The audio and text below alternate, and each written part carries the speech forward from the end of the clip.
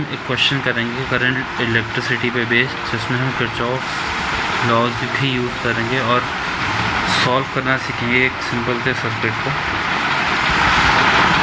तो question says that each edge of the cube has resistance of 1 ohm. जो एक cube given है हमें ABCDEFGH वाला, इसकी हर एज का जो रेजिस्टेंस है वो 1 ओम है।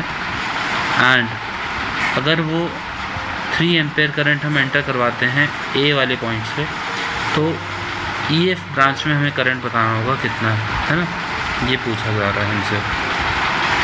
तो इसका ऑलरेडी मैंने 2D में प्रोजेक्शन बना लिया है।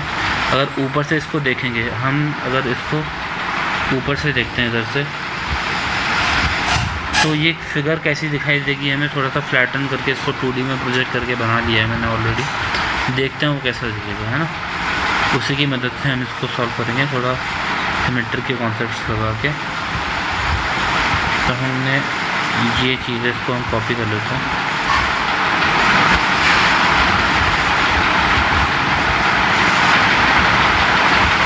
बेसिकली हमने इसको यहाँ पे प्रोजेक्ट कर लिया है ना 2D में। तो 2D में यही फिगर कुछ इस तरीके से दिखाई देगी। 3 एम्पेयर A एंड से एंटर कर रहा है और C से 3 एम्पेयर बाहर आ रहा है ना।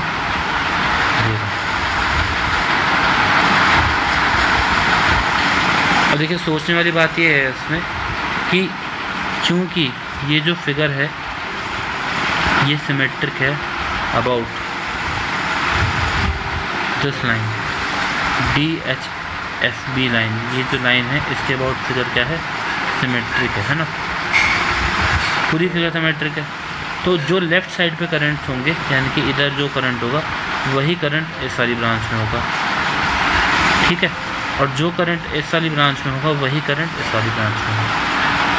और सिमिलर लॉजिक से जो करंट इस ब्रांच में होगा वो इस वाली ब्रांच में होगा, ठीक है। तो अगर मैं ध्यान से सोचूं यहाँ पे, तो DH वाली ब्रांच में और EF वाली EB वाली ब्रांच में सॉरी कोई करंट नहीं जाने वाला है ना। तो थोड़ा सा इसको बना के देखते हैं यहाँ पे। तो ये जो ब्रांच है इसके अबाउट जो करंट हैं वो सिमेट्रिक हैं। लेफ़्ट साइड पे जो करंट है वही राइट साइड पे करंट होने वाला है ना। तो DH में अगर हम सोचें तो इधर से करंट आया X लेटर से, और इधर राइट में भी करंट गया X, है ना। तो फॉर श्योर मैं ये कह सकता हूँ कि DH वाली ब्रांच में कोई भी करंट नहीं जाएगा, क्योंकि KCL भी अगर हम D पॉइंट पे लगाएं तो क्या होगा, अगर हम KCL D पॉइंट पे लगाते हैं तो इस वाली ब्रांच में उस लॉजिक से कोई करंट नहीं जाना चाहिए। DH कैन बी रिमूव, है ना। हम लिखेंगे यहाँ पे DH कैन बी रिमूव।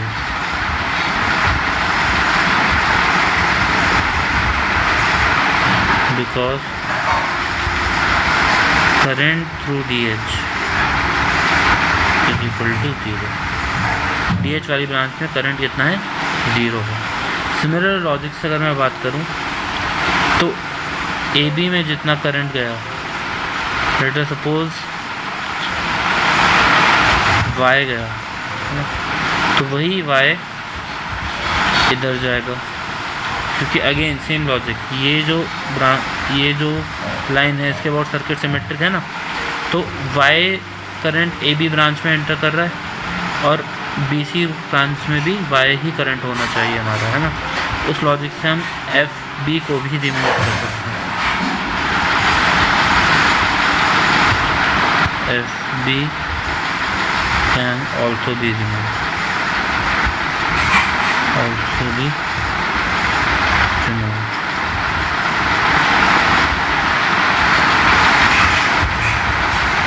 अब जो हमारे पास सर्किट बचेगा वो क्या बचेगा, सिमेट्री की वजह से।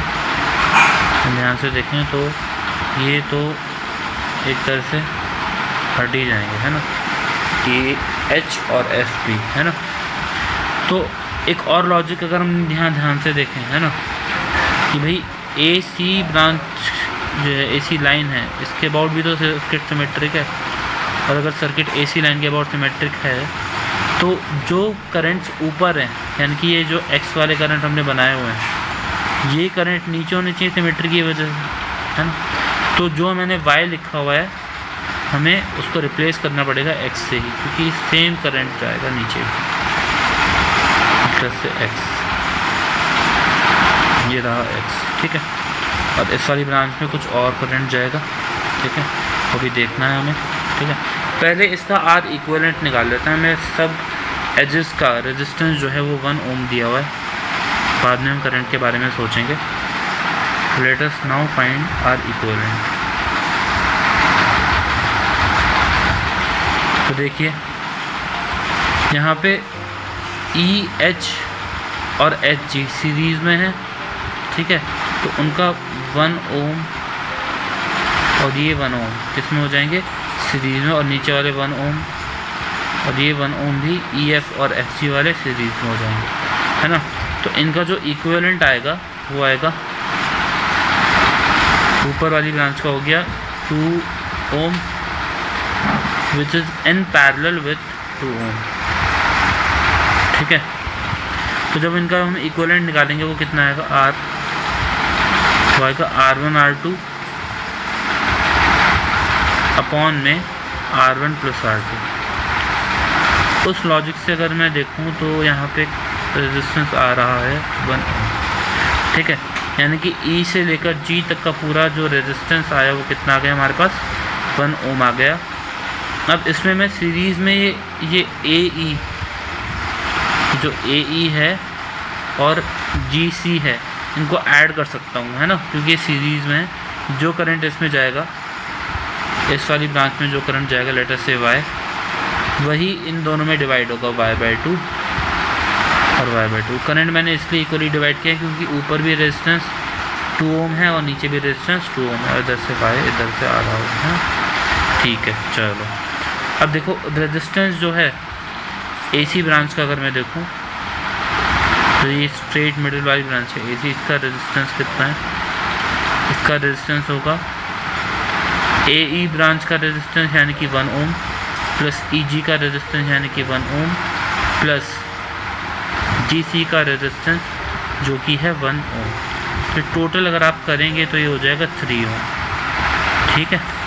AC ब्रांच जो ये मिडल वाली ब्रांच है इसका हमने रेजिस्टेंस निकाला, कितना आया, 3 ओम आया। अब ऊपर वाली ब्रांच को देखूँ AD/DC को, और AD/DC को हम देखें इधर AD और DC को, तो इनका भी 1 ओम और 1 ओम कितना हो जाएगा, 2 ओम हो जाएगा, है ना। इसको हम ऐसे लिख सकते हैं, हमारे को नीचे वाला और ऊपर वाला दोनों रेजिस्टेंस AB/BC और AD/DC दोनों ही रेजिस्टेंस कितने दिखाई देंगे, 2 ओम और 2 ओम दिखाई देंगे। तो कुल मिला के हमारे पास आर इक्विवेलेंट जो आ जाना चाहिए, तीनों पैरेलल में होंगे, है ना, ठीक है। ये तीनों किस में होंगे, पैरेलल में होंगे। तो आर इक्विवेलेंट जो आएगा फाइनली 1/R इक्विवेलेंट वो आएगा 1/2 ओम प्लस 1/3 ओम प्लस 1/2 ओम। तो जब हमने इसको सॉल्व किया, ठीक है, हमने सॉल्व किया तो ये कितना हुआ, इसका हम अगर एलसीएम ले रहे हैं यहाँ पे तो ये हो जाएगा 6 and this becomes 3 + 2 + 3 which becomes from here R equivalent will become 6/8।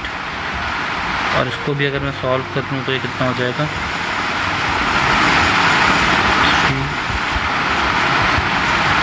3/4 ओम। ये हमारा आर इक्विवेलेंट आ गया है इस पूरे सर्किट का AC पॉइंट के अक्रॉस, है ना। अब मैं पोटेंशियल भी निकाल सकता हूँ। पोटेंशियल कितना होगा भाई, V ओम्स लॉ से हम पढ़ते हैं कि V = क्या होता है, I × R इक्विवेलेंट होगा, है ना। अब इस पूरे में करंट जा रहा है 3 एम्पियर, ठीक है, और R इक्विवेलेंट है इसका 3/4। यहाँ पे पोटेंशियल हर ब्रांच के क्रॉस पैरेलल में, क्योंकि पोटेंशियल सेम रहता है, तो हर ब्रांच के क्रॉस हमारे को मिल जाएगा 9/4 वोल्ट्स, राइट। तो अगर हम ध्यान से देखें, ये जो सेंटर वाली ब्रांच है, बार बार मैं जिसको रेफ़र कर रहा हूँ, इसमें जो रेजिस्टेंस है वो अब हम निकाल के लाए थे इसी ब्रांच का, इधर 3 ओम है ना। इसी 3 ओम के हिसाब से अगर मैं देखूँ कितना करंट जाना चाहिए, y will be equal to, है ना, y जो करंट होगा वो किस हिसाब से होगा, I y, है ना।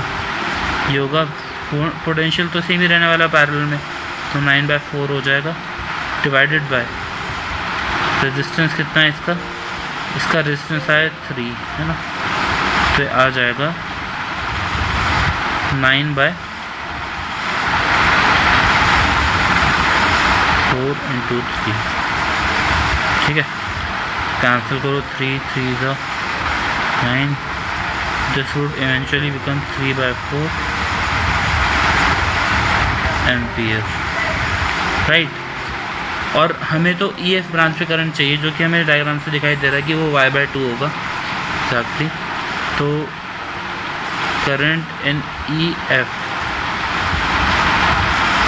Is equal to IY/2, that will be 3/4 over 2, and that would be eventually 3/8 ampere. So friends and students, this will be our final answer, and I hope you enjoyed the question. Please keep in touch with us, and for more questions and solutions, please subscribe this channel, and obviously we will be continuing with more videos on this. Thank you and have a nice day.